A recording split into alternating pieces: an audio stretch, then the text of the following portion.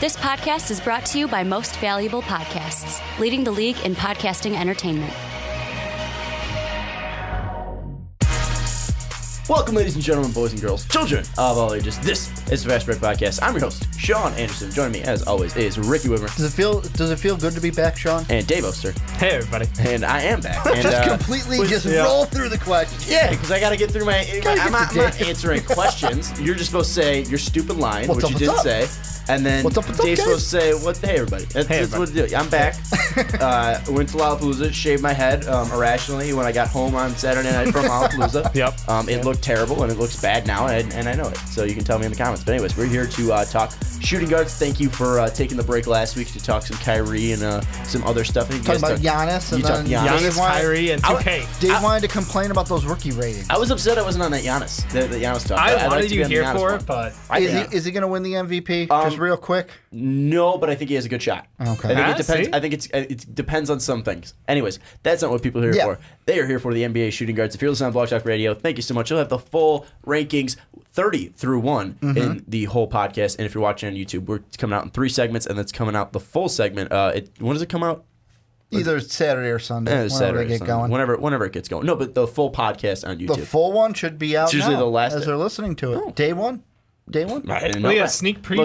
They got 2 and 3 before. Look at that. Anyways, you guys can Are get you it all talking on about YouTube. on YouTube or Blog Talk? YouTube. Oh, YouTube, it comes out at the end. I thought you were talking about Blog Talk. The end. So you'll probably watch the this day after the last 21 segment. to 30. Thank Yes, the day after the last segment. So it'll take a while if you're watching this fully on YouTube. Anyways, let's jump into these rankings, boys. We did this last 2 weeks ago with point guards. We're jumping in with shooting guards last year. Last year we had a fight over number 1. Klay Thompson was number 1. And you're wrong. You were wrong. We have someone else at the top of the throne now. It's not that we were wrong. You were wrong. It's just that you added Kevin Durant to that team, and Klay's role was diminished. We're not talking about that. I know. I'm just saying. We'll get through 10 through 1. That's what people want. We have to start with the bottom feeders, the 21 through 30. So let's get through this. Last place, Austin Rivers. At 30, we have the starting shooting guard for the Memphis Grizzlies. Dave and I actually had a discussion on this, whether Tyreke Evans would be here and then Chandler Parsons would be at the 3, but we said Chandler Parsons wasn't healthy enough. Therefore, Ben McLemore is the starting shooting guard for the Memphis Grizzlies, and he is the last shooting guard. At 29, we got Austin Rivers of the Clippers.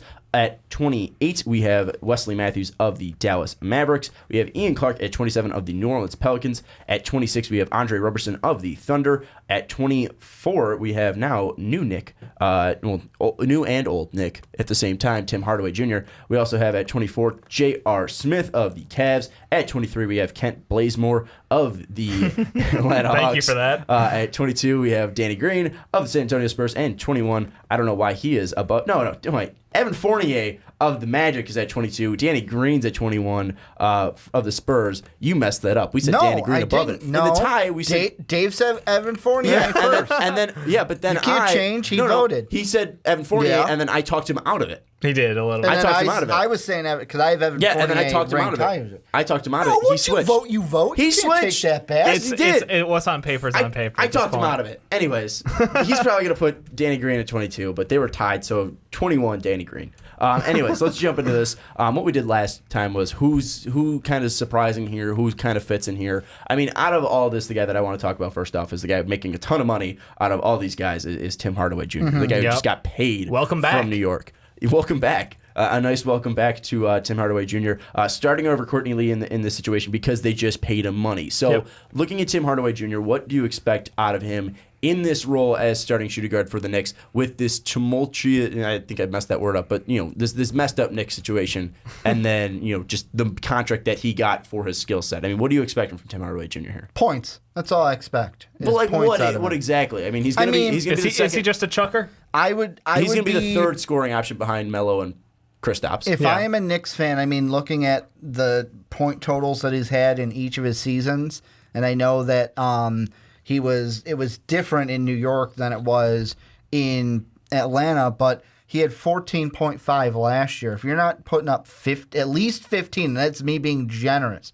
If you're not putting up at least 15 per game, I'm angry as a Knicks fan, just based off of how much they're paying. So basically you expect him to progress his career, like most people his age would do. Yeah, I mean, right now he's sitting around 25 years old, and probably his first start. I mean, really his first true start. Yeah, actually only started about 30 games last year. Yeah, 30 games last year, and then before that in 2014, 2015 with the Knicks, started about 30 games. But that Knicks team was dumpster. And he's also improved. I mean, back then when he was with the Knicks, starting 30 games, 38% from the field, 34 from three, only averaging around 11 per game. You see this in Atlanta, obviously a better team than that Knicks team, but still shooting around 45% from the field, 35 from three, averaging around 14. So, I mean, he has improved. So, I mean, are you expecting, a guy that's going to be a good third option for the Knicks, or is he just another body, really, for the Knicks? I mean, honestly, I'm even in the conversation, I know they gave him the money, but I'm not saying he overwhelmingly beats out Courtney Lee. I think he was a big free agent signing the year before. Was solid. And I think he played pretty well, actually. In all honesty, he was probably a valuable piece. If they really were trying to move people around, they could move him, but he's on a decent deal. Well, and I think also the reason why we have Tim Hardaway signing or starting over him is because of the money. It's the money, yeah. And that's what I'm saying. Even though he has the starting role in our minds right now, I think that he and Courtney Lee are going to share a lot of that time. But Ricky's right. Unless he progresses this year, I'm going to be just another Phil Jackson Knicks signing in my mind, because it's a little silly. You trade him away, and then you're like, oh, wait, you have some talent? All right, come on back home. We love you. I mean, with Tim Hardaway, it's going to be Tim Hardaway Jr. Of course. It's going to be interesting to see what happens with, not only the Melo situation, is Melo going to get traded, because apparently they've reopened those talks. Yep. Of course, and what his role would be if he has to, if Melo moves out and Tim Hardaway has to take on a bigger role. I mean, I don't see Tim Hardaway ever being... Do you think he could, though? I guess... I don't see him ever being a 20-point per game scorer. I mean, I honestly look at him. I could see him capping out at 18. He's a good player. And that's a good season. Yeah, he's a good player. He's a decent starter for the Knicks. I mean, I don't think he's going to be... There's a reason he's 24. If he puts up, like Ricky said, 15, 16, 3-3, about the same numbers, a little bit better than last year. I mean, he's honestly, athletic. what do you expect? He's got a shot. I think that's bottom of like we said. I mean, this is the 25 or the 30 to 20 discussion, really. So, but the thing is he's sitting right now at 25, and I don't see him moving too much. And if he does, maybe he moves up to where Evan Fournier is, Kentavious Caldwell-Pope is at that 19-20. But looking at guys below him, I think there's two guys that I want to talk about that can move up, and I think it's Ian Clark, who right now moved over to the Pelicans from being with Golden State. He's probably the fourth option on that Pelican team with, obviously Anthony Davis, DeMarcus Cousins, Drew Holiday. Ian Clark proved in, limited minutes, and this was on the Warriors, that he can be a really effective scorer and just an all-around good ball mover. I mean, Ian Clark, right now we have him at 27. I still looking at him being at fourth option starting. There's not going to be a lot of pressure on him to do well, but in the role that he's going to be, which is going to be a perimeter shooter, he's already thrived in a role where he was just already playing on the outside. So I see him taking a step up, and then also Wesley Matthews. Wes has been a little bit injured, but we've seen Wes before be a really great 3-and-D player for the Portland Trailblazers. Ian Clark's the one that I'm most intrigued coming into this season, and I didn't know really where to rank him, because I had him 28, and I know that some people are going to say, Ricky, that's very low for what he brings, and I know that he was on a stacked Warriors team, but now the big thing I want to see with Ian Clark is if he will be the main starter, I want to see what you can do with that time. How much are you going to improve those stats? What are you going to bring to this Pelicans team? Because this is a Pelicans team that, I know it was like ESPN and stuff, but they're even asking the question of, can the Pelicans make a run at the playoffs this year? Could they be the 8th team? Well, I think we talked about that last year, too, especially once they brought in DeMarcus Cousins. And you look at that team, DeMarcus Cousins, Anthony Davis, Drew Holiday, that's a... And then you tack on Rondo on top of that. Yeah, and Rondo coming off the bench. That's a good, solid four there. Yeah. And you look at Ian Clark, throughout his career, around 36% from three, but he's getting better. He's improving with the years, and especially with the minutes. He's never played over 15 minutes per game in his career. Yeah. And in limited minutes, we see him on a great Warriors team, put up 37, but he's seen splashes of where he can put up 20, 24 and be a really efficient three-point shooter, and it's something where you got to take into account that yes, he was on the best team that we've seen probably in years and probably since the 90s Bulls. Yeah. But then again, he's a guy that is only 26 years old and never had the chance to start. Right. And now he's starting with Anthony Davis and DeMarcus Cousins. No, I think the opportunity for him is huge, and he's also a player coming in with playoff experience, true playoff experience. He got serious minutes, even those first couple of games against Portland, where Golden State was able to kind of play around a little loosely with the roster. He looked legitimately good in those minutes, and to get somebody who has years of playoff experience come in and be your shooting guard, and like you said, someone who hasn't had the chance to be the guy, and obviously he's not going to be the guy on this team. They're a loaded team, but again, he comes in with pretty low expectations, and he can step way above, for me. Like, I had him at like 23, I think. And I just think that there's a ton of potential still for him to grow. So I'm curious to see, like, kind of the Harrison Barnes thing we talked about before the show was, outside of the Golden State system, how is this guy going to do? Is he going to thrive like Harrison Barnes did last year? Obviously, becoming like a true number 1 or 2 on that team. And obviously it was different too because Harrison Barnes was a first round pick and a starter on that Warriors team that won a title. But Ian Clark has been a really solid bench player, and I think that this is going to be the big test to see, if he's going to come out and become that starter or if he really just is a bench player throughout. And there's nothing wrong with that, but it's a little disappointing. I don't think we have him criminally rated too high. We have him at 27, and you could look at players like Austin Rivers. Austin Rivers has been really consistent throughout his career, but Austin Rivers doesn't bring a ton to that team. I think there's a little bit of resentment around him as well. Yeah, and doesn't bring a ton to that starting lineup. I mean, you guys kind of ranked him 30 just because he's daddy's boy. Well, in Austin Rivers. Let's be honest. He's a consistent player and a good shooter. I mentioned this. It's not that we're not having a Kyle Singler discussion here, but at the same time, like part of me only feels like Austin Rivers is in the situation he's in and being the starter just because Daddy traded for him and he's on Daddy's team. You also look at Austin Rivers, though, and you could say that, but that Daddy's boy is also putting up 40% from 3. He's also being an efficient shooter. He's also, yes, that was with Chris Paul, Blake Griffin, DeAndre Jordan. Chris Paul's now left, but you still have decent point guards in Pat Bev and Milos. Yep. So, I mean, he's going to still have guys who are able to move the ball, and it's something where if he's shooting around 40% and able to put up 13 points per game, that's a very good starter, especially for a guy who's, the fourth option on that team. The question is if he can maintain that with the minutes increase, and I think that there's a fair chance because he's already playing 27 minutes a night. Like he's going to probably go up to like 33, 34. The fact that you guys had him at 30 was ridiculous. Ben McLemore sucks. I know he does. Come on, Ben McLemore had a good season last year, I only had him at 29. Yeah, but you had him above Austin Rivers. Yes, which is a disgrace. I mean, Austin Rivers over the past 2 years has shot 40% from 3, and at least he's a better shooter than Ben McLemore. I think the fans are going to get a bigger disgrace later in the show. He shot 33% 2 years ago. No, the past 2 years combined. No, 33 and 37. Austin Rivers? Yeah. 33.5 last year, maybe I did or the year before, wrong. And then 37.1. Hold on. Yeah, so I went to Basketball Reference. It's close, but he's not bad. My bad. I know what I fucked up. He's not that good. So he shot 44% from the field, and that's the stat I was remembering. I apologize. 35% from 3. Anyways, Bam McLemore did have a higher 3-point shooting percentage than him last year, but still, Austin Rivers is an all-around decent player. I don't know if he should be a true starter in this league. I think that he's given the benefit of the doubt. I agree with you there, and that's the thing is like some of these bottom guys are kind of fringy, and that's fair. I mean, it may not be the team's best option, but it's who they're going to throw out there on day one. So we have to go with it. I think Austin Rivers definitely has potential to grow. Like you said, with the removal of Chris Paul, there's definitely going to be a lot of opportunities for him. My concern is that he is just a role player, and he is a better sixth man than a starter. Yeah, and that's personally. I can see him and Sweet Lou running there really well. I can see Pat Bev and Lou also. We've seen that before. I think it'll work well. Well, and the thing is that Lou Williams is a better player than Austin Rivers. No one's doubting that. But you look at what Lou Williams is able to do for the Lakers and the Rockets last year, coming off the bench. There's a reason he's coming off the bench because he does so much with that second unit. And it's something that's so valuable when you're looking at Austin Rivers and that's where I think Austin Rivers would thrive at. Running 1-2 with Lou Williams. I think that's where his money's at, but because of the situation, they're going to put him as a starting 2. It's going to be interesting to see what happens with Austin Rivers, but I think he's better than Ben McLemore for sure. And the fact that you guys had him right to the bottom potentially.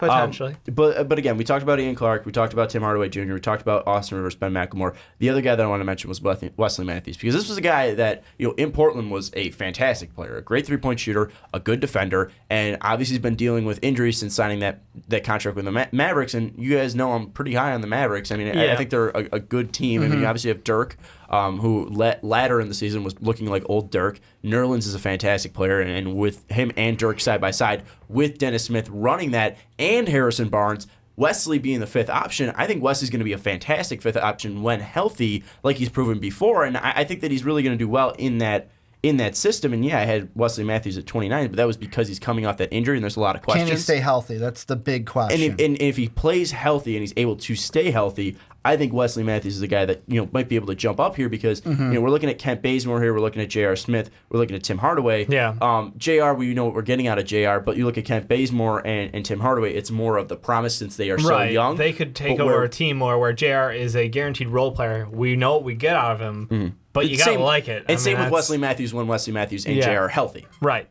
So, I mean, something where, those guys might be a six-man, might be great six-man, but even in the starting lineup, they're going to do damage. It's kind of like what Danny Green brings, where Danny Green's 21, not 22 on that list. I don't care what the graphic you made, Ricky, says. You're putting fake news out there. He's everything you want of a 3-and-D player.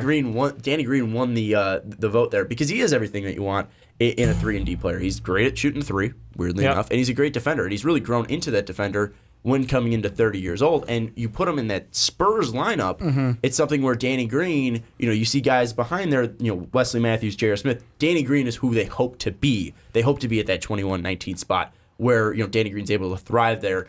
I just look at, these guys, and, we're really talking about role players here, and these aren't really young rookies that we kind of see taking the next step, but out of all these players, who is the next guy that could take that step into 19 through 10 or 11 range? You're gonna hate me for this, but I'm gonna say Evan Fournier. Like, I know we shit talk Magic so much, and I know you Magic fans love us for that, but like Magic fan, all one of them, all one of them with all 11 starters. I would say, and all those YouTube accounts, so much hate, but. Dude, Vucevic for Draymond, straight up, bro. Straight up, bro. Enough memes aside, like I legitimately think that Evan Fournier could take that next step because a lot of his stats we kind of, I don't say it's discounted, but it's with the understanding that the Magic really don't have a great option. So like he got a lot of garbage time and he scored, I think like 17 a game. It wasn't pretty. And let's be honest, like if they wanted to force the ball somewhere else, they could have. It just seemed like he was just the guy who was there. I mean, obviously, like I can't say that truthfully because Mario Hezonja was there and like he is just straight Mario booty. Didn't play that much though. No, but he's straight ass. Yeah. Like there's no doubt. So I mean, he's better than that, but I don't know if he's truly like a 20-point a game scorer. Like, can he take that step from going from like 17 a night to 23 a night and become a true number one and become like not an all-star, but like a budding star in the East? Well, the thing with Fournier, and the reason why I have a tough time saying even if he gets to that 20-mark plateau, 20-point per game plateau, doesn't mean that much if he's not doing it efficiently. Right. Because like you look last year, I mean, we've seen Fournier be a very efficient shooter. He just had his worst year shooting. 35% for three. Yeah, I mean, he didn't in his rookie year he shot 40%, but he was only taking like 1.4 threes a game. Right. When he was finally getting numbers, it was still his worst year, but like you said, he was chucking up bad shots. So when he's taking those shots that are set up, by Elfrid Payton, who you think is going to take the next step, the help of Terrence Ross, the help of Jonathan Isaac, et cetera, with all these players that they brought in, all these starters that they brought in, all starters, and hopefully Frank Vogel can bring them together. But again, Fournier probably is that number one guy that you're saying and bringing up. But then again, it's does that 20-point plateau mean anything if he's not doing it efficiently? And it's something where I understand where you're seeing, Fournier might be able to make that jump because, hey, people might see 20 points per game and be like, oh, that's pretty good. You scored 20 points per game. It puts you in a different category for sure. If the Magic are the bottom of the tank of the East, doesn't matter if he's putting up 20 points per game and the only guy who's putting up numbers. If your PER is under 15, you're still ass. Yeah, that's the thing. He has a PER of like not even 14, 13.9 last year. He was not good, and his win shares was like 2.8. I mean, he was not a guy that was moving the needle at all for the Orlando Magic, and it's something where, like you said, the Magic were a bad team and they were forcing shots on him.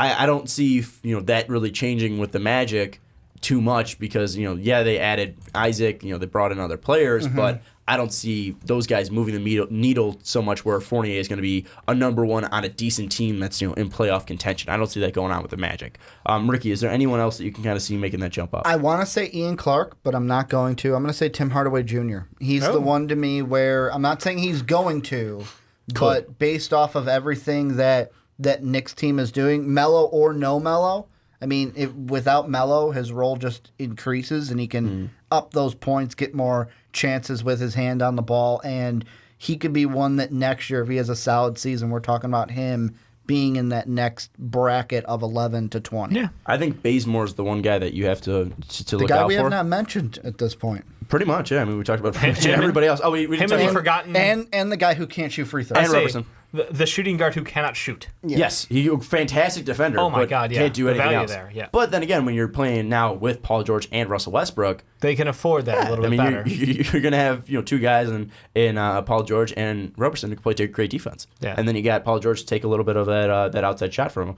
Roberson's nothing. I mean, again, he's a good defender, but that's really nothing else. So we don't really talk about him that much. But with Kent Bazemore, he's a guy that now with the moves that the Hawks have made. Hardaway gone, Millsap gone, Horford now gone again for the second season. Howard gone as well. Yep. Bazemore's going to see an increase of usage and an increase of minutes. And Bazemore, people have talked. The Lakers were really high on him when he was a free agent. Hawks obviously were high on him, and they signed him to a contract. The skill set is there, but can he put it together? Mm-hmm. And now can he put it together in an increased role? And that's why I think if he's able to do that, I think that's why he's going to be able to take that jump, because it's something with Fournier. Fournier might take that jump because his stats are inflated. I think Bazemore might be getting those because he is one of the top options for the Hawks. And the Hawks with Schroeder and the players around them, I just feel like his might be a little more, based on his skill. His usage is going to go through the roof. Yeah, we can be honest. Like, the Hawks are a dumpster, and that's nicely, that's what it is. It's what it is. So we expect his usage to go up. So it'll be a good test to see if he, can improve his efficiency, because that's where he dropped off. And his shot volume went down from 3, but his percentage went down.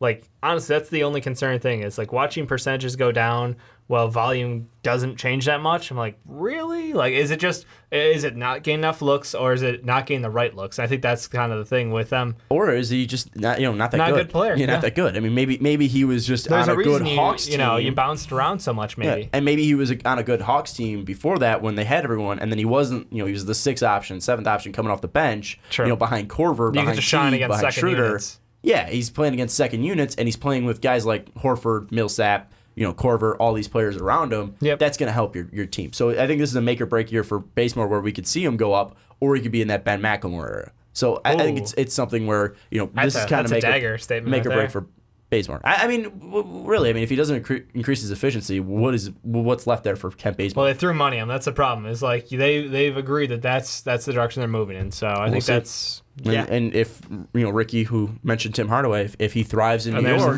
there you go. That's money that you let go away, especially with Millsap not signing. But then again, you just signed Bazemore before Hardaway. So, anyways, looking at this, 21 through 30, it's not too exciting with these shooting guards. We really don't get into the good part until about, I don't know, maybe 16 on the shooting guards. But is there anything else you want to mention before we jump into 20 through 11? No, not really. Just that Austin Rivers, 30th. Austin, 30. Austin Rivers is 29 out of 30. Yeah. You two put him at 30 out of 30. He personally feels 30. You also put 30 out of 30 because you, for some reason, have a weird hate for Doc Rivers. I do. And Austin Rivers. He's overrated. He's not. You guys are really. No, I'm just saying Doc is. Oh, okay. Yeah. I thought you meant Austin Rivers. I'm like, how can he be underrated? Austin's good. At 30? It's just I think he's a bench player. I don't, and that's the truth of it. Like the rest of these guys, I can see role players, but starters. Austin Rivers, I feel like he would really thrive coming off the bench better. I see. Ben, I don't even want to talk about. I see Ben McLemore and Austin Rivers as bench players, but even Austin Rivers, I'd say, you could start. But anyways, let's move on now to 20 through 11, and we're going to have a little bit of controversy here, but let's jump into number 20, Kentavious Caldwell-Pope, the newest Los Angeles Laker, joining the ranks at 20. At number 19, we have Rodney Hood, which is an absolute joke that he's this low for the Utah Jazz. At 19, 18, we got the newest 76er in J.J. Redick. At 17, we got Gary Harris of the Denver Nuggets, or you could say Denver Pacers, really, with their jerseys. With 16, we got the newest Pacer, Victor Oladipo. For 15, we got Waiters County, Deion Waiters from Miami. At 14, we got Nicholas Batum from the Charlotte Hornets. At number 13, we got Ricky's boy, Buddy Hield. Wooden Award winner. From the Kings, the Wooden Award winner. Put some respect on that. Put some respect number on that. Number 12, name. we got the newest Brooklyn net, DAngelo Russell. And number 11, where the firestorm will happen. How? Chicago Bulls starting shooting guard, Dwyane Wade. And is he not top 10? Let me start off with saying that I had him ranked the lowest at 15 behind Buddy Hield, Nicholas Batum, Rodney Hood, and DAngelo Russell. Ricky had him at the 10. second highest at 10, and Dave had him at 9. The reason why I had him so low is because D-Wade is 36 years old, has 2 knees, 35 is not playing. All right, I'm just going to cut you off right there. You're already wrong. We're just going to be 36 in January. There you go. Yeah, he will not turn 36 till I turn 28, I think is what I'm turning. Yep. Old man. I think. Yikes. D-Wade, 35 years old, playing on no knees. He had played 29 minutes and played over 60 games last year, which is a miracle for D-Wade. But also, no Jimmy Butler, no Rajon Rondo. He really just stayed with this team for the money that he's making, which is ridiculous at $24 million. And I'm not taking this contract into really negotiations. I just want to say that's ridiculous for a 35-year-old with no damn knees, no speed and agility like he used to have. He still has the ability to create his own shot, but he also can't shoot from deep. Had one of his best years from three last year, but then again, that was with Jimmy Butler, who was a top 15 player. Dave would argue that he might be a top 10 player. No Rajon Rondo moving the ball. And now he's going to play with Chris Dunn, who I look at Chris Dunn, and I'm not too high on Chris Dunn, as all of us are, where he was 29th in our point guard rankings. Zach LaVine probably won't be with the Bulls to start the season. No. You also look at what else is around him. You have your boy, Lauri Markkanen, who I don't think D-Wade's really going to be helped by Lauri Markkanen. Calling him my boy's a little strong. I did it because you hated the pick. A little strong. Lauri Markkanen, I don't think he's going to help him that much. You also look at really Robin Lopez, who is his second option. Yeah. I don't see how D-Wade is going to thrive at all with the Chicago Bulls, and I think he's really only there for the paycheck. And I look at this, I don't really see this where D-Wade's sticking around for the money as a successful environment where he's going to thrive. And also, you look at him, yes, he had the 7th highest per, which I think you're going to bring up. Yep, yeah. We had the seventh highest per from in shooting guards last year.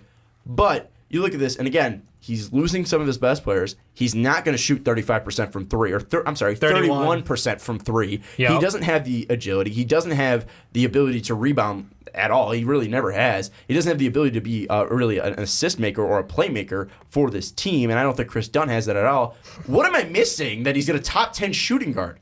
Maybe the fact that you guys are homers? No. Okay, you say he has no agility, yet he still has one of the better first steps in the NBA. He still finds a way to the bucket anytime he wants to. I think that's just straight up wrong.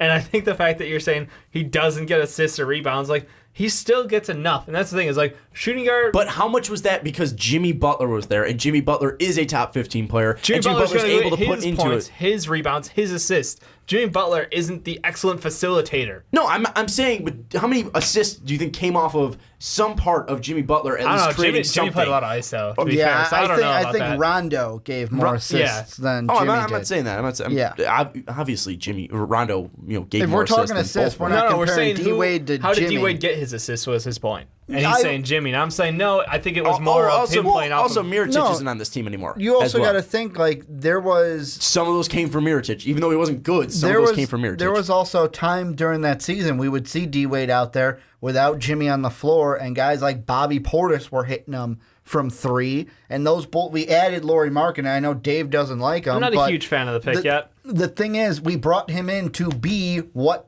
I kind of see what Nico was. It's a 4 that, yes, he can play inside, but really we're bringing him in because he can shoot the 3 and he can shoot from outside. We're going to have guys that can shoot. I still look at this, and you still look at D-Wade. Again, 35 years old, played 60 games last year, which is a miracle for him because of his injury history. But then again, you look at throughout his whole season, his rookie season, 61 games, 51 games in 2006 and 2007, then 54 games in 2013, 2014, and then 2011 and 2012 played 49. Other than that, it's one of his lowest years that he played 60 games. The fact they had like 11 straight All-Star games, Yeah, I mean, he's a fantastic. D-Wade is a Hall of Famer. D-Wade is. I'm not trying to take away from what D-Wade used to be. I'm trying to make it clear to you guys that he's 35 years old, coming off statistically one of his worst seasons outside of that 3-point percentage and free throw percentage.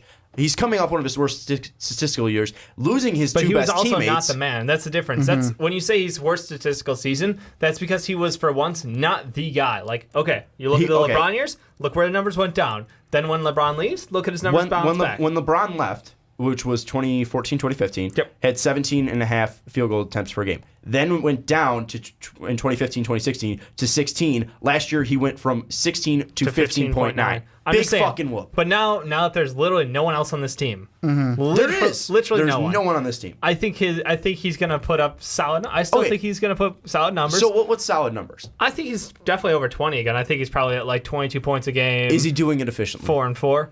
I mean, is he chucking?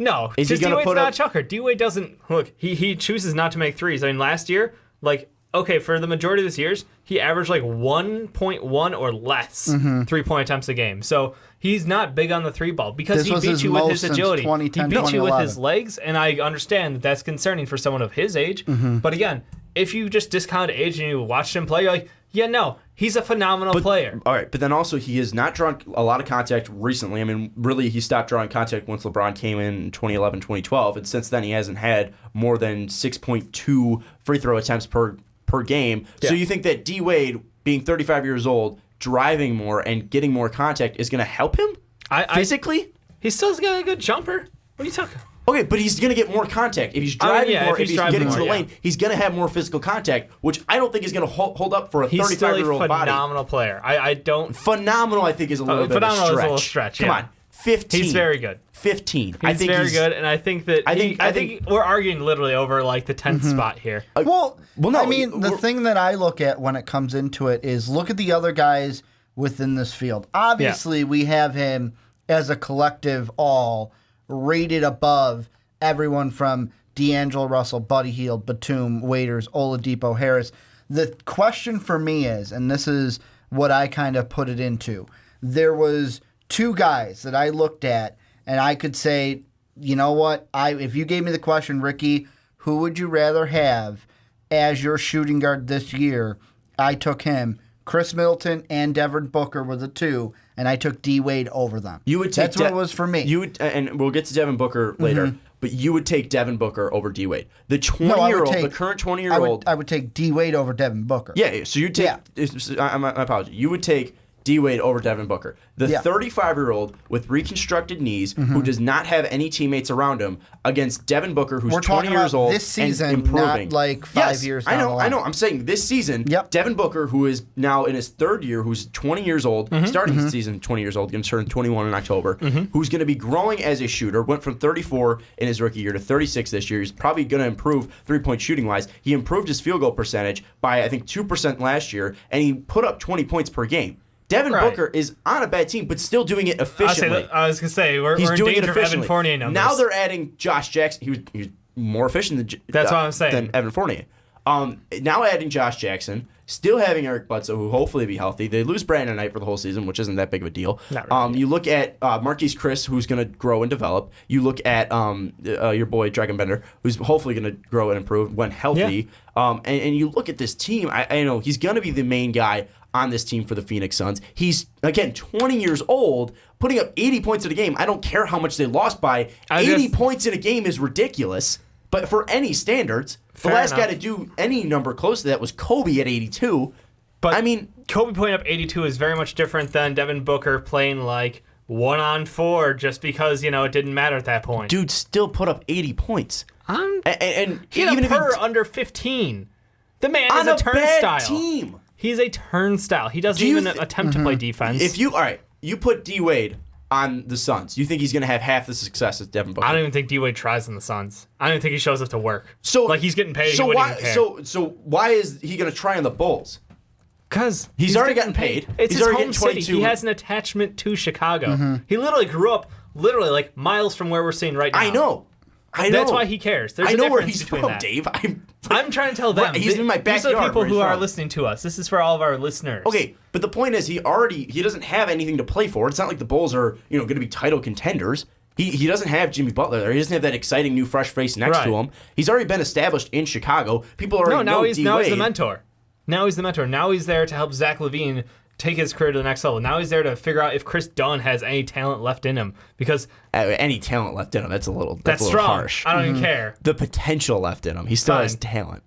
Fair enough. I mean, we already figured out Campaign doesn't have any, but no, I mean, I think he really becomes the mentor of this team. We saw it a little bit in Miami after LeBron left, and they were able to shake out a decent roster out of that with him leaving. He was playing Goran Dragic, Hassan Whiteside, and I'm sorry. Hassan Whiteside was a D-leaguer. Goran Dragic was the point guard for the Suns. He was coming up that last year. I know. He had a coming out party. Hassan Whiteside was way better than a D-leaguer at the point that D. Wade finally took over after LeBron left. Goran Dragic had a fantastic year before he went to Miami in Phoenix. It wasn't like Goran Dragic was some bum. No, he's one of their 8 point guards. He was upset. Was a problem. Yeah, and when Phoenix trades away a point guard, they succeed most of the time. Sadly true.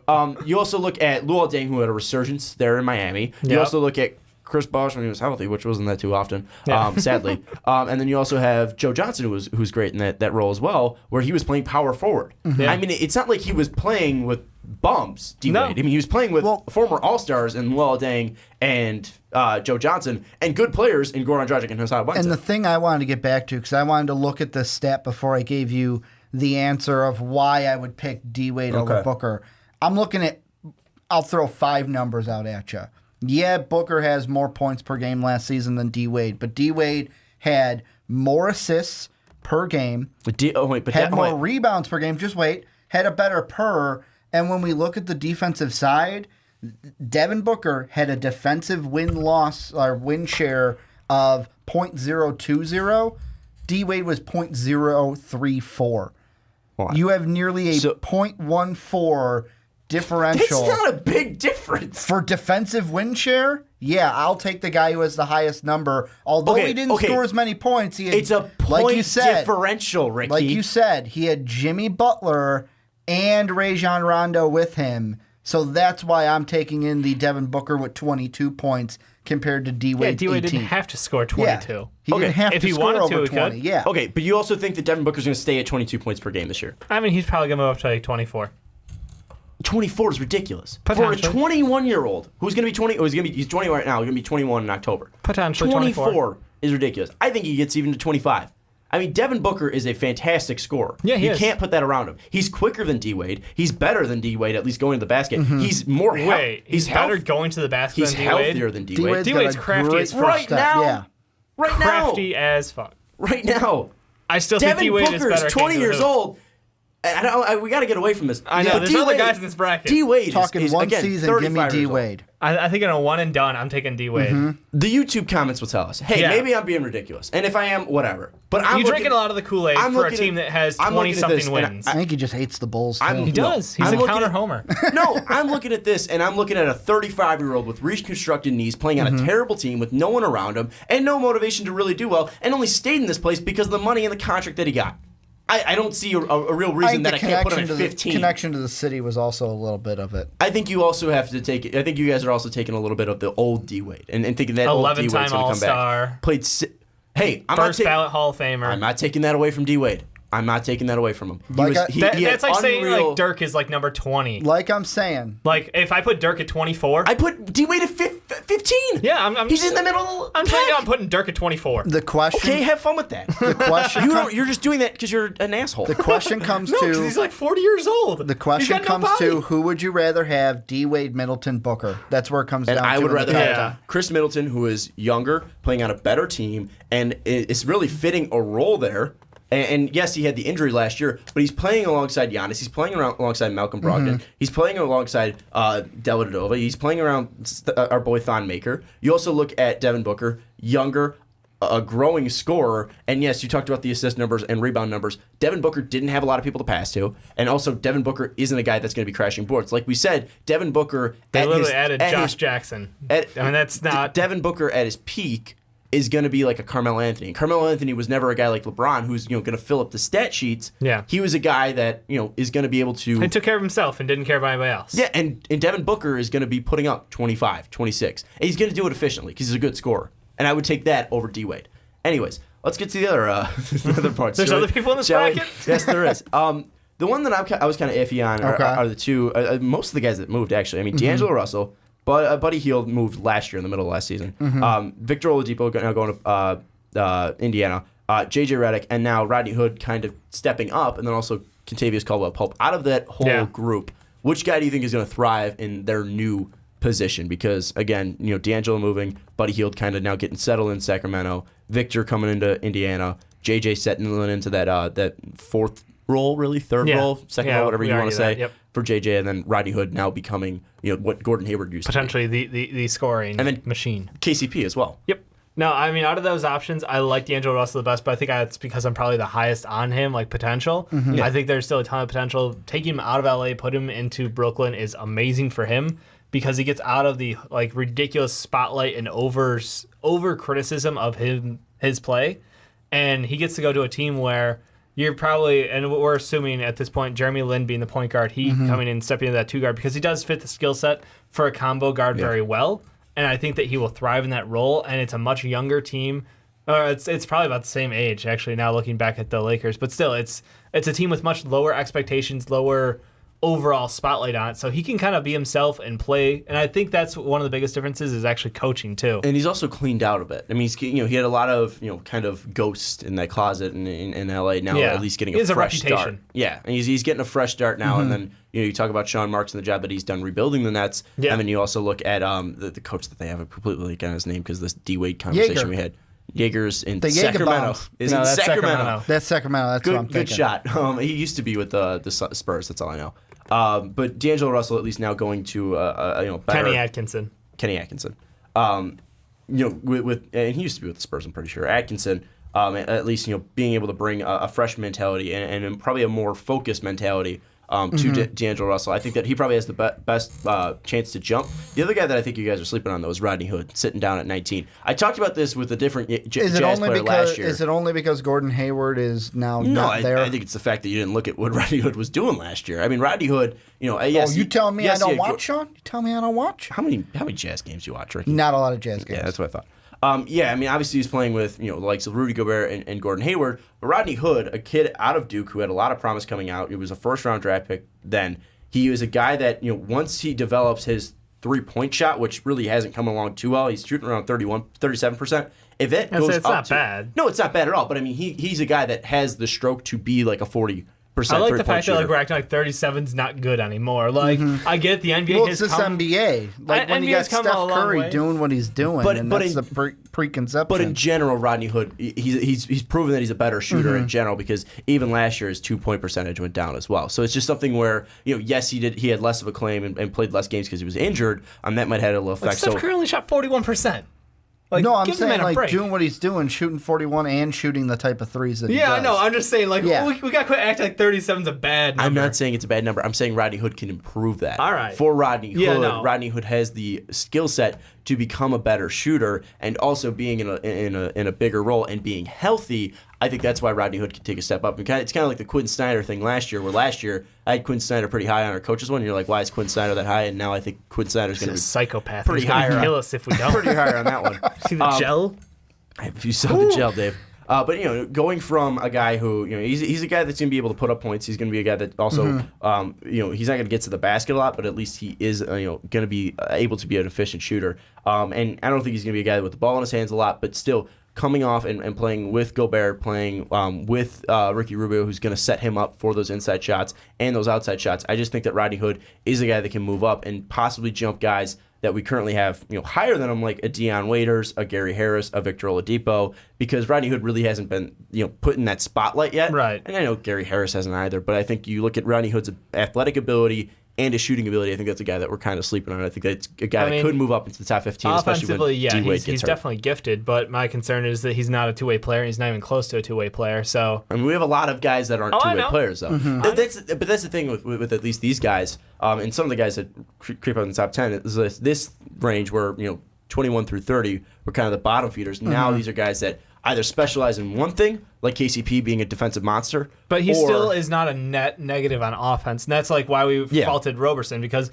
he is just a net negative offensively, unfortunately. But like KCP, like you said, amazing defense, solid enough offense that you don't feel bad having him on the court at any given time. Victor Oladipo, a guy that fits into a lot of potential, a guy that has a lot of potential both defensively and offensively, hence why he went second overall. Yep. You look at Buddy Hield, obviously we know his scoring ability being the Wooden Award winner. You also look at DAngelo Russell, obviously, with that. Buddy Hield's the guy I'm most excited for out of this range group. Wow. Am I surprised, Sean? Well, I am too, though. It's not just because of Buddy Hield, it's because of I looked most excited for does not mean he's going to be the best improved. I mentioned this to us when we were before we hit the record button, but if you look at his stats from New Orleans to Sacramento, complete different player on the stat sheet, where it was 39% from the field, 48% with the Kings, 36.9 from three with New Orleans, 42 with the Kings, and then 8.6 to 15.1 in the points. And then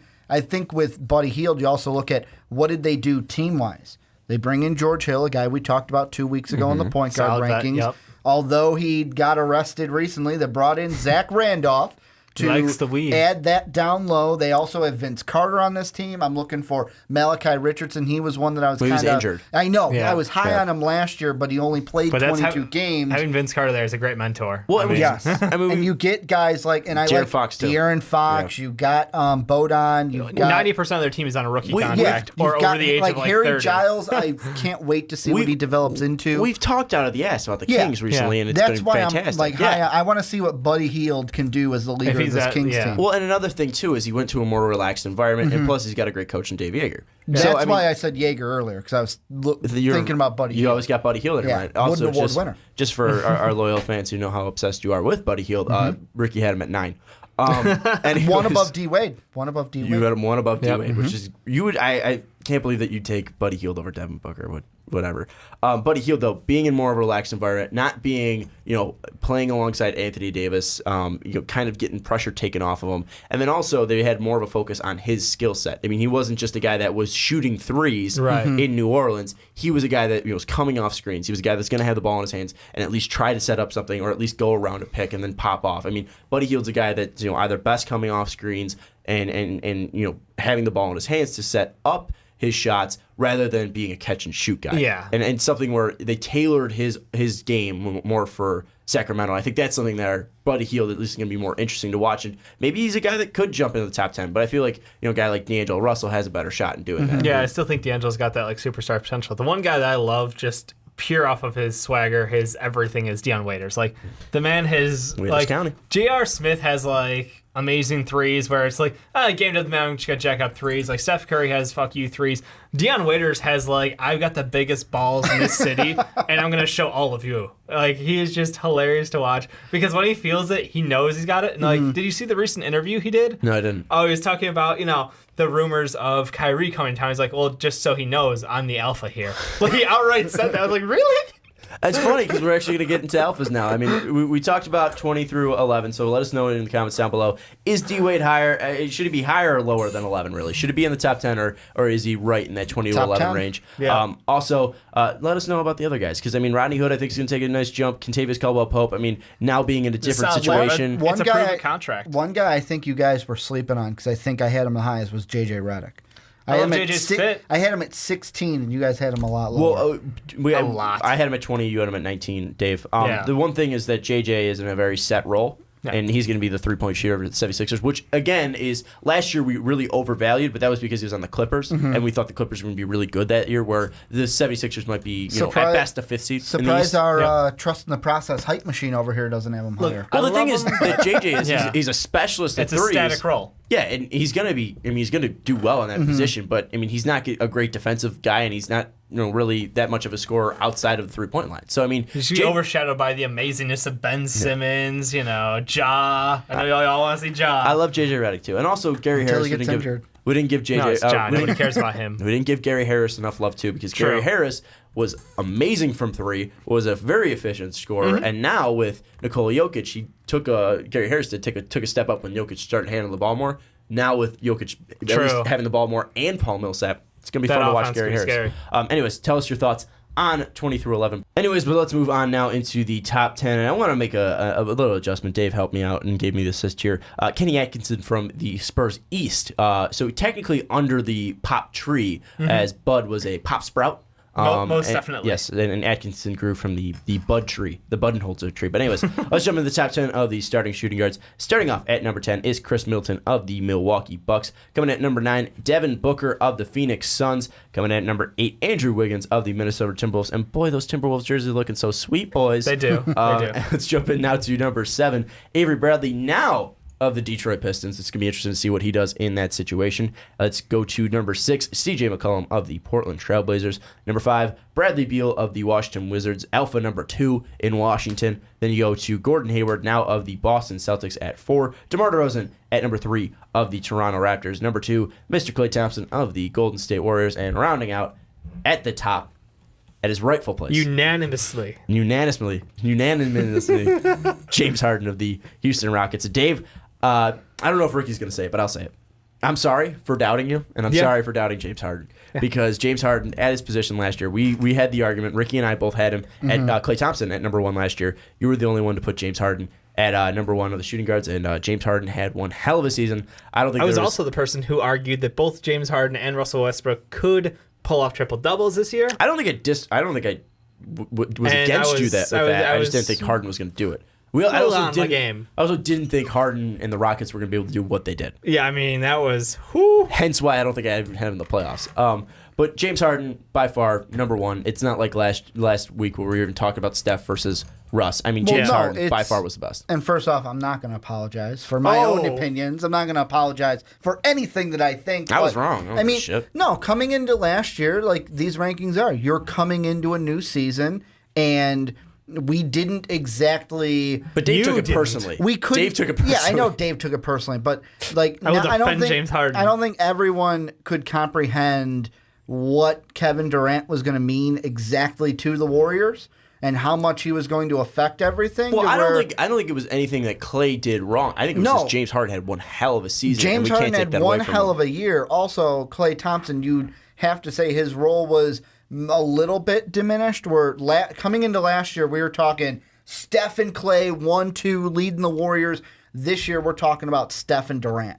You mean Durant and Steph? Yeah, well, either or, tomato. I know. They're still the top two, but a little bit of it and a lot of it was what James Harden did as well. But I mean, I'm not going to apologize for what I thought last year. You thought wrong. That's all I have to say. No, coming into last year, that's how I had it. It's called a prediction, Dave. Yep. And your prediction was incorrect. And my prediction was wrong. Anyways, James Harden, by far, easily number 1. Yeah, I mean, do you think going to shooting guard is going to affect him much? I think, like, the Chris Paul thing. No. I think it's only going to help at this point. I think his numbers will be affected, and he's not going to be close to a triple-double. He's not going to be a triple-double anymore. No, but I think he's still going to be fantastic. Yeah. Is he going to have his crazy streak where he had, like, 7 assists in, like, every single game or something like that? No.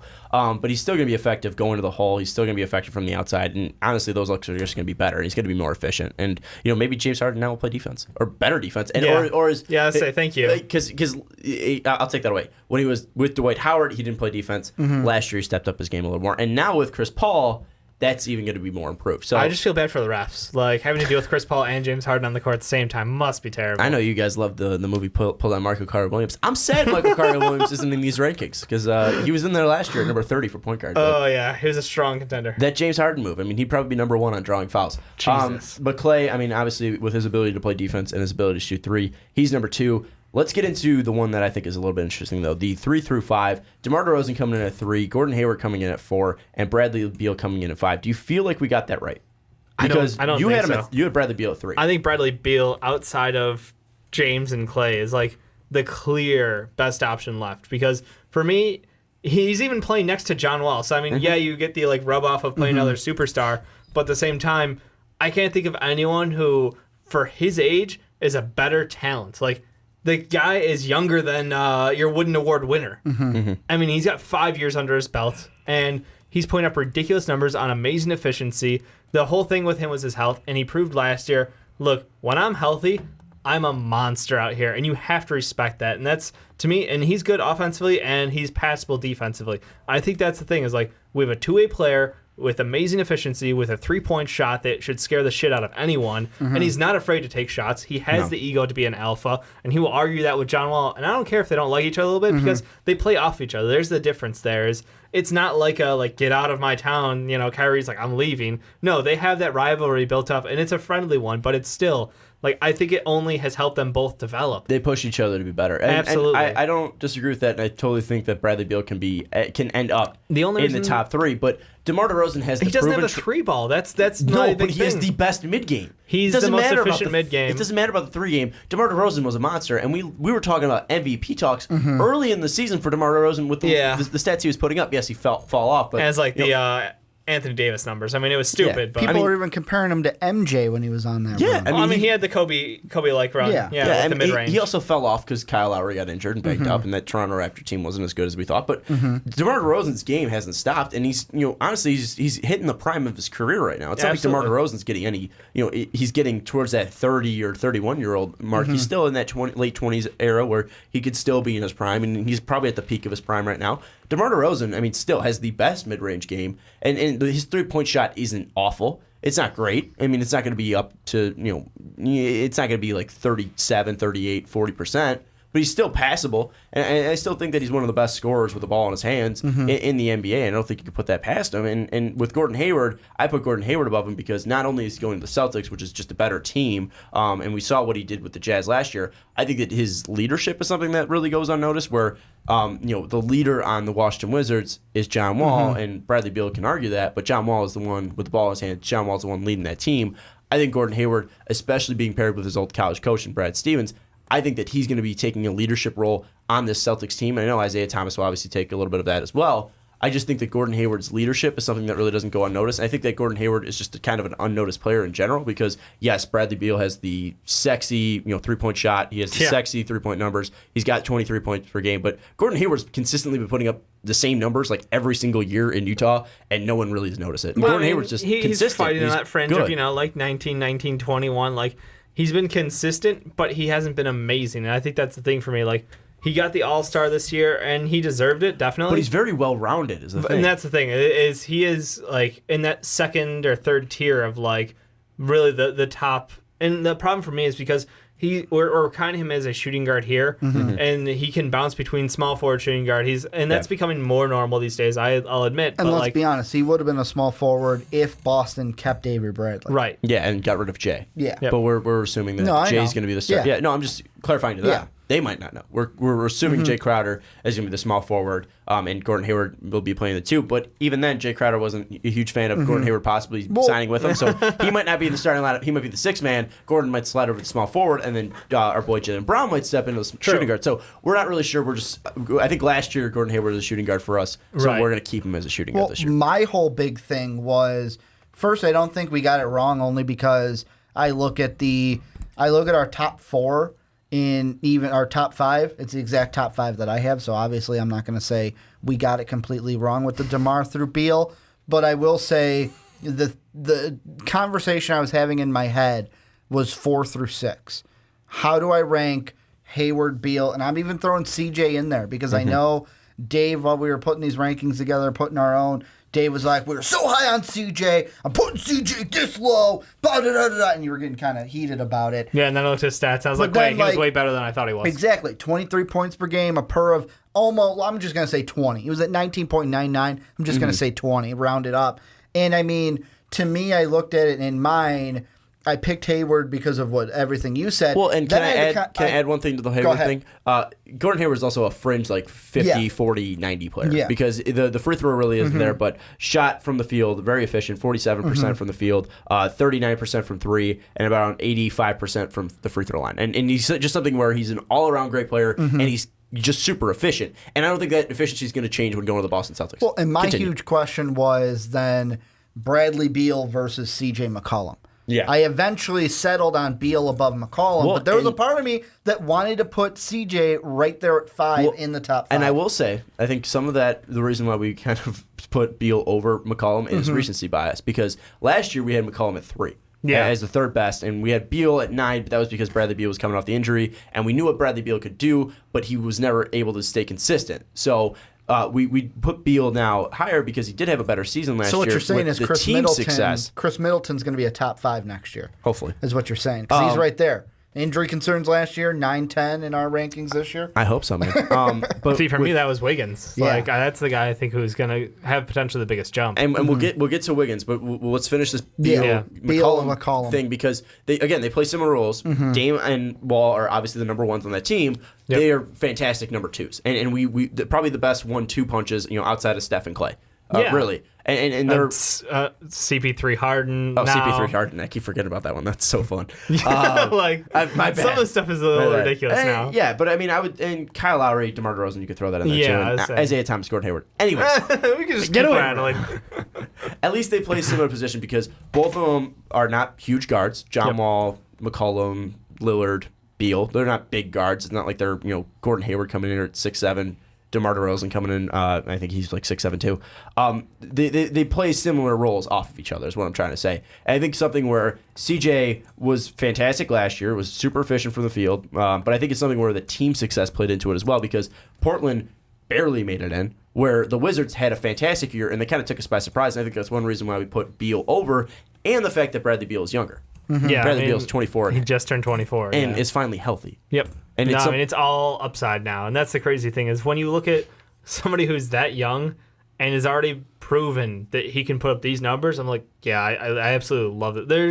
The problem is you look at the games played in his past, and it's 56, 73, 63, 55, 77. Like, he's bounced around, and if he can cement himself as a healthy player going forward, like, sky's the limit for this kid. He's got everything it takes to be an absolute stud in this league for the future, like 10 years.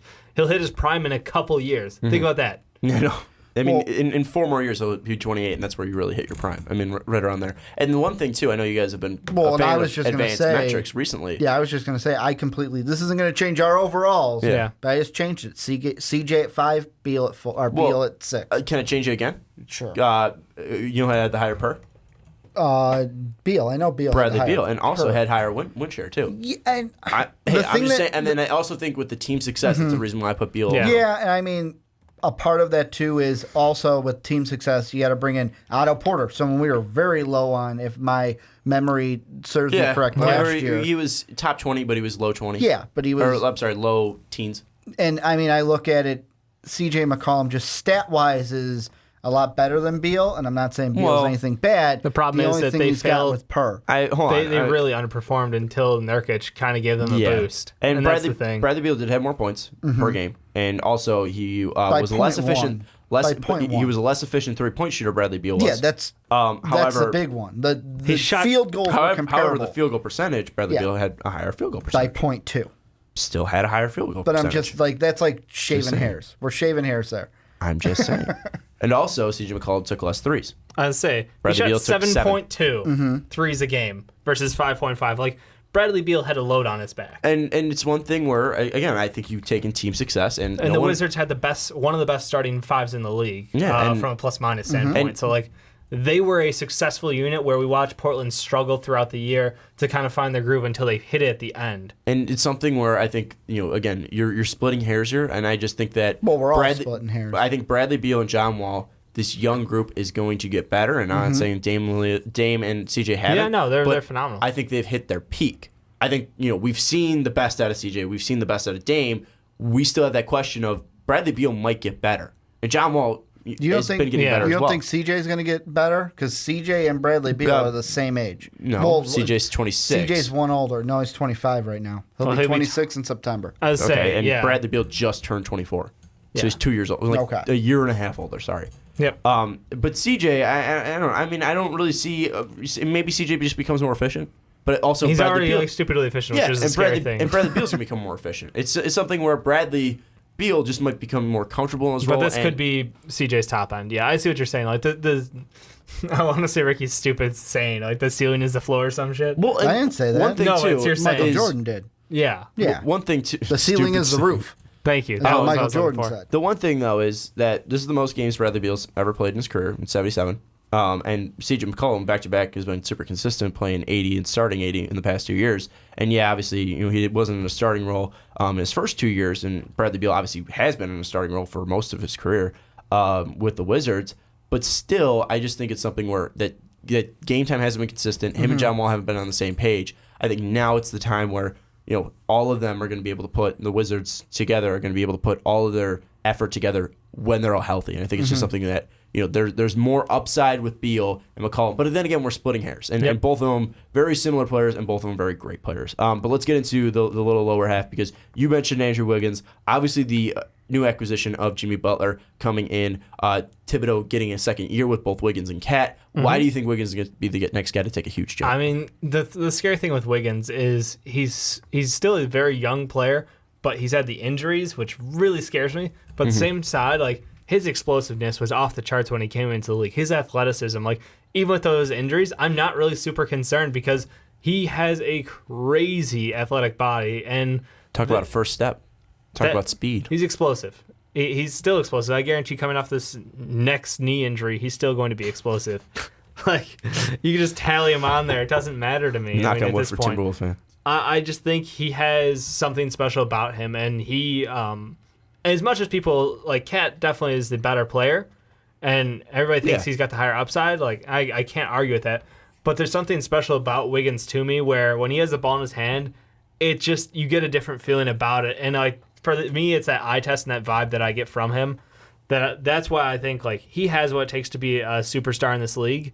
And honestly, I could see him making that jump and going up to like that top 5 group if someone like DeMar falls off or if something happens to somebody else. Well, and I don't want to bash DeMar DeRozan here, but Andrew Wiggins might be a better DeMar DeRozan. Because right now Andrew Wiggins shooting 35% from 3, and if he's able to improve that and keep that up, and I think he will be able to improve that number of 35% from 3 because Jimmy Butler's going to be able to take more pressure off him. Cat's going to be able to get the ball to him more. Yes, the ball's going to flow a little less efficiently because of Ricky Rubio not being there, but Jeff Teague still moves the ball efficiently. And it's just something where I think that he's going to get more open looks, not only because he's improving as a team, but his team around him is improving. Mm-hmm. And it's something where, obviously, I talked about how much D. Wade is going to be affected by the loss of Jimmy Butler, how much Andrew Wiggins is going to be helped by the addition of Jimmy Butler. I think that's going to be something huge. And I totally agree with you that he's going to be taking the next jump, next biggest jump of Andrew Wiggins. I feel like, you just look at his athletic body and you look at his ability to score. I think it's really set in stone that he has every tool for him to do that. However, I don't know if he's going to put up 23 because you look at this. Say where are the points going to go at this point. I mean, they were a ridiculously high-scoring team for a long time this year, though. Yeah, like, they had that stretch where he and Cat both put up like 30-plus. But now you're bringing in Jimmy Butler, too. True. I know. The points will go somewhere. I'm just saying, I don't know how it's really going to be distributed. Maybe he stays at 23, but that's more of an efficient 23. And that grows. And, he's, again, 22 with a ton of athleticism, and he might grow as a defender playing next to Jimmy Butler, playing with Tibbs, and Tibbs helping him grow again. And we saw the development of Jimmy Butler, again, a very athletic guy who doesn't have the best three-point shot, but is a guy who is very physical, a guy that's very quick going to the basket. I mean, Wiggins is just bigger than Jimmy Butler. And I mean, really, you look at this, and the only thing that Jimmy has over him, at least, coming out, I would say developing, is Jimmy was a better and more grittier defender, where Wiggins doesn't have that. But Wiggins is a better athlete, better shooter, better scorer, at least naturally, than Jimmy Butler, I'd say. Oh, absolutely. Because Jimmy had to grow into the scoring role where Wiggins comes in third year, putting just up 23. Dropping it, yeah. So I think Wiggins for sure has the most room to grow, and then kind of in that same vein, Devin Booker also has a ton of room to grow as well. I mean, obviously we talked about him a ton here, but I look at those bottom 3 in Andrew Wiggins, Devin Booker, and Chris Middleton. I think those guys can rise up here. See, Chris Middleton's the guy who I'm afraid he's stuck where he's at. Chris Middleton doesn't fit where he is, but Chris Middleton also hasn't been with Giannis, Brogdon, Jabari Parker, Dellavedova. He hasn't been with all of these guys together because Middleton was hurt last year. And I'm sorry, I keep thinking when he came back, and Thon Maker. Jabari. Yeah, and he was fantastic. Chris Middleton was once he came back from injury. And for some reason, I keep putting Jabari Parker's injury on Wiggins, and I know that's not it. But yeah, my apology for that. Same earlier. Draft. Yeah. Yeah. No, but I mean, Maple Jordan is just got to be one of the best nicknames. You got to give him credit for that. Oh, is that the nickname? Yeah, that's Wiggins' nickname is Maple Jordan. That's pretty sweet. That's fantastic. Because the Canada thing. I forgot he's from Canada. Because the Canada thing. I think between him and Booker, though, those are the next two guys who could really step up. Chris Middleton, I just feel like you said it, it's an all-around team of role players at this point around Giannis, and Jabari could be something special, but at this point in time, Middleton is the question mark because is he going to take the next step or is he going to continue as a solid role player? I feel like their fans are super passionate about him. What I see in Chris Middleton is a budget Klay Thompson. A very budget Klay Thompson. Not a great. I like that. I mean, I think Chris Middleton obviously has the injury issues, and he's not as good as a defender as Klay is, and obviously not as a good three-point shooter, but he's a good three-point shooter. He's a good defender. He's got good athleticism. He doesn't stay healthy, but still, looking at it all around, he's a very well-rounded player. Yeah. And I just look at him and paired with Giannis, paired with Brogdon, paired with Thon Maker, paired with Jabari Parker, paired with Greg Monroe. Hell, you could throw him in there. Paired with Delly. I just feel like that is a nice mesh, and hopefully Jason Kidd can put them all together and make it a nice cohesive unit. Because I look at Chris Middleton, and again, last year was super efficient when he came back from the injury, and that is because of the ability of Giannis being able to spread the ball out. And I think that Chris Middleton, Devin Booker, and Wiggins, like I said, will be able to take that jump, where Avery Bradley, he's a guy that isn't really super, sexy, isn't going to be putting up 20 points per game, is a fantastic defender. But then again, you question how much of that's going to be with Boston, and going to Detroit, is it going to hurt his stock? No, I mean, that's a fair point. I think, honestly, though, it's only going to help his stock at this point for Avery Bradley. He's going to gain a much larger role on a team that was, honestly, they had a really disappointing last year. And they kind of hit that, reset button a little bit. Yeah, KCP's gone. We don't love our point guard. We rumored to trading our, center and Andre Drummond. Which could still happen. Could still happen. That's still on the table. So, I mean, this is really a team that, we're waiting to see a lot of the balls drop to see where they're going to land. I think Avery Bradley comes in as like a veteran there and kind of can run whatever he wants to. Well, I still think he's going to be efficient. I still think Avery Bradley's going to be a good player. I'm just saying, we saw a little bit during the playoffs, like when he got to run without Isaiah, I was like, dude can step up. And that's where I'm like, I think he might just become a stud up there, and they might love him. What I was just trying to make is that Bradley might fall, but he's still going to be a top 10 shooting guard. I don't think he's going to fall out completely. Because he still has that defensive side, he still has that 3-point side, and he's really good. I mean, he might drop to 10, but then D-Wade falls even further. Because he's behind. I think he's in front of Wiggins and Devin Booker and Chris Middleton. That's the only reason I don't think Middleton jumps him. I think the other two definitely could. Well, we'll see what happens because again, Bucks might have a better season, and it might be the Bradley Beal effect, where the Wizards do better, and True. The Trailblazers kind of fall off, and maybe we see Middleton rise. The last thing that I want to ask you guys, and Ricky, I'll go to you first. Okay. With kind of the old guard, I'll use old guard loosely because they're not even that old. James Harden, Klay Thompson, DeMar DeRozan, Gordon Hayward. Is there a near future where those guys might not be in the top 5? And one of those guys, you don't have to say all 4, but is there a chance that maybe Gordon Hayward in the next couple of years, DeMar DeRozan in the next couple of years? Are we talking next season, or are we talking in like 5? If you see any in the next season, then you could throw that out there, but next 3, because again, you have Devin Booker out there, you have Andrew Wiggins out there. I really don't know. Like this is a group of guards where I'm like, I could, if you said in 3 years it'd be the same, I'd be like, I wouldn't be surprised with how James Harden is playing right now, Klay Thompson with how he's been. I mean, I don't see any of these 4 just falling off the face of the earth. Let's put it, if you have to pick one of them, Gordon Hayward, DeMar DeRozan, Klay Thompson, James Harden. If any of them are going to fall out of the top 4, who would it be? Kind of want to lean towards DeMar DeRozan just because he is already 28, and I'm like, he is only a mid-range player. I don't see it. I don't see anyone other than him. Maybe Gordon Hayward, but not really because I'm excited for what he's going to do. Well, not excited, but he's going to do good things in Boston. Let's be honest. He's got 5 years in Boston. I would say DeMar DeRozan only by default because you're asking me to pick one. All right, and Dave, would you agree with him on DeMar DeRozan? Yeah, I think he's my weakest player out of that group, and that's not even bad. I mean, it's top 5 shooting guards, but in honesty, you mentioned the deficiency in his game and the fact that we watched it falter when Kyle was out. And, we had that discussion back and forth about who's more important to the team, Kyle Lowry or DeMar DeRozan. I think that was answered. I don't know if it was faltered because of Kyle Lowry, but it was just, he was putting the team on his back for so much, it just drained him. I think that's really what it was. And plus, teams took off more attention of, Kyle Lowry, and they realized who was out also on the court around DeMar DeRozan, and they're like, oh, we could put more pressure on him. But the other thing I want to say is, we talk about Bradley Beal taking the next jump. I mean, the one guy I want to throw out there is Klay. Because, yes, Klay's on one of the best teams of all time, but I would probably say, is the 4th option. I mean, you could disagree with me there. No. Because I would say Draymond plays a bigger role because of his defensive side and also his... 4th option offensively or 4th option, in general. If you had to choose contracts to keep, contracts. Yeah. I think you're right. I think Draymond brings more to the table. Like, Klay is...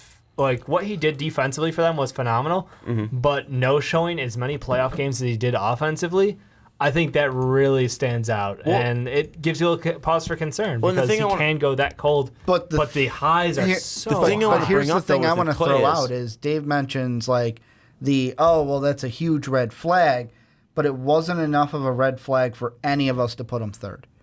No. Wasn't a red flag for any of us to put him 3rd. The thing I want to say, though, is if Klay wasn't on the Warriors and Klay was on his own team, would he be number 2?